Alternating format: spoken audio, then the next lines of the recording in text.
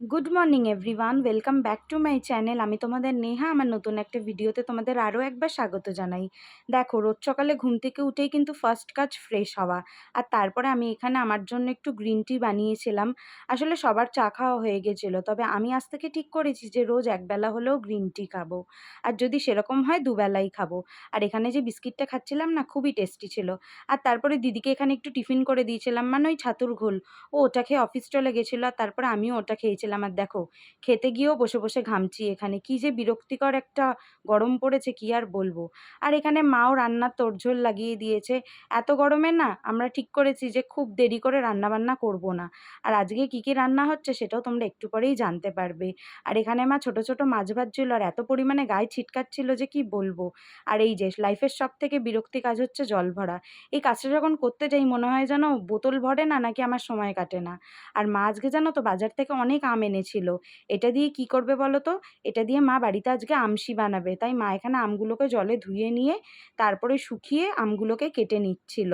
আর তারপরে রোদে দিয়েছিল শুকাতে। আর আমি এখানে সৌরভকে একটা অমলেট বানিয়ে দেবো বলে এই চপারটা ইউজ করেছিলাম। সত্যি বলতে এটা ভীষণই ইউজফুল একটা জিনিস। তোমাদের যদি কারোর লাগে তবে অবশ্যই কমেন্ট করো, আমি লিঙ্ক শেয়ার করে দেবো। আর দেখো কত ফাইনলি চপড হয়েছে। আর আমি এখানে নিয়েছিলাম পেঁয়াজ, লঙ্কা আর রেড বেল পেপার। এই তিনটে জিনিস দিয়েই আজকে একটা ফ্রেঞ্চ অমলেট বানিয়েছিলাম সৌরভের জন্য। আর মা এখানে আম দিয়ে একটা চাটনি বা বলতে পারো আম বাটা করেছিল।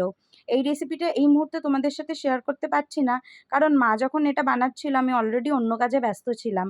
আর যখন এটা ভিডিও করতে যাই মায়ের তখন অলরেডি এটা বানানো হয়ে গেছে। এটা বানানো খুবই সহজ। প্রথমে আমটাকে ছুলে ভালো করে গ্রেটারে ঘষে নিতে হবে। আর তারপর একটা মিক্সার জারের মধ্যে পুরো ঘষে নেওয়া আমটাকে নিয়ে তার মধ্যে নুন মিষ্টি সমপরিমাণ দিতে হবে। দিতে হবে কিছুটা পরিমাণে কাঁচা সর্ষের তেল। আর দিতে হবে ভাজা মশলা, মানে শুকনো লঙ্কা আর জিরে গুঁড়ো করে সেটাকেই দিয়ে ভালো করে মিক্সারে ঘুরিয়ে নিলেই রেডি।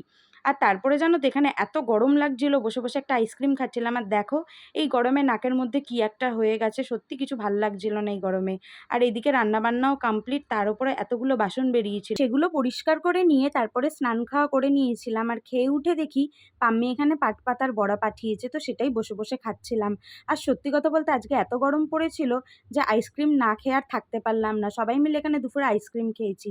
আর তারপরে বিকেলে একটুখানি গ্রিন টি বানিয়ে খেয়েছিলাম। তো ব্যাস দিনটা আজকে কিছুটা এরকমই কাটলো। ভিডিওটা আজকে ভালো লেগে থাকলে অবশ্যই কিন্তু একটা লাইক কমেন্ট শেয়ার করো। আর যারা যারা এখন আমার চ্যানেলটা সাবস্ক্রাইব করোনি প্লিজ করে দিও। চলো টাটা, দেখা হবে নেক্সট ভিডিওতে।